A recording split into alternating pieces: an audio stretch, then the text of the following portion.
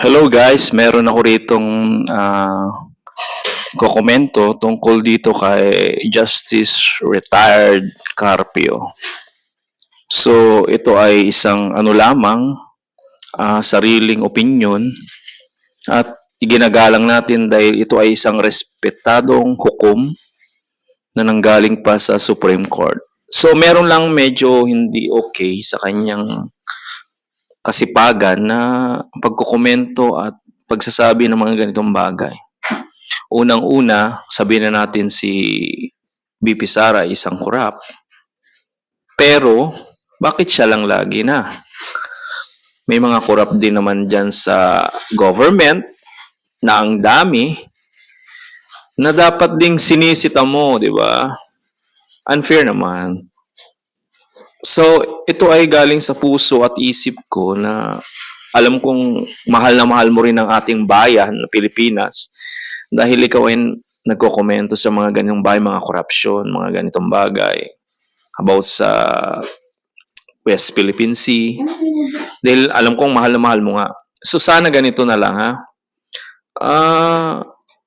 Sana yung ganitong bagay sampahan mo rin. Alam mo, nagko-komento ka sa ganito. Magkomento ka rin doon sa mga korap, maging masigasig ka rin sa ibang mga korap na nandyan pa, nakaupo pa hanggang ngayon.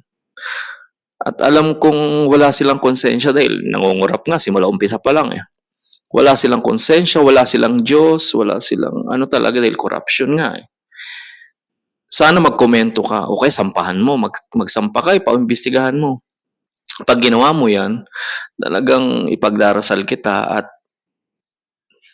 lagi kong ikokomento na ganito ang maging ehemplo ng tao na dapat gayahin sa Pilipinas. Dahil wala nang asenso ang Pilipinas, wala nang pagmamahal dyan eh. Puro corruption na lang. I-compare mo sa other Asian country, ang Pilipinas talaga grabe. Sobra. Pero ito yung sinabi nga pala mapunta tayo sa sinabi ni Chis Escudero, sabi niya, hindi para sa akin na patulan si retired Justice Carpio. Hindi ako sang-ayon sa sinasabi niya. Ako rin, hindi ako sang-ayon. Kasi merong pagkabayas eh, hindi ko alam kung bakit.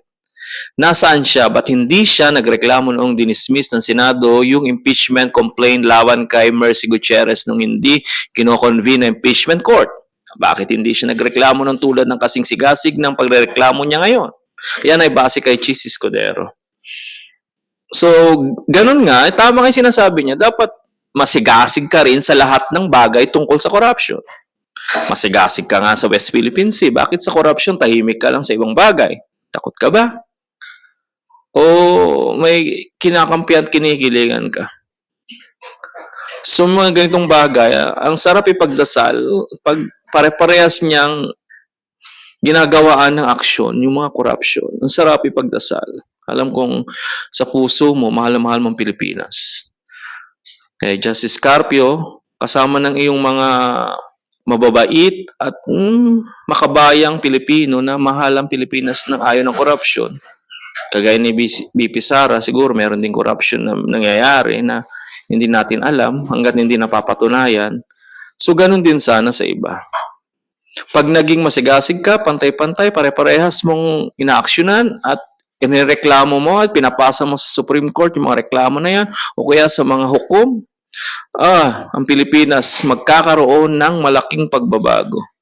Magkakaroon ng malaking kaliwanagan sa Pilipinas, lalong-lalo na yung mga mahihirap.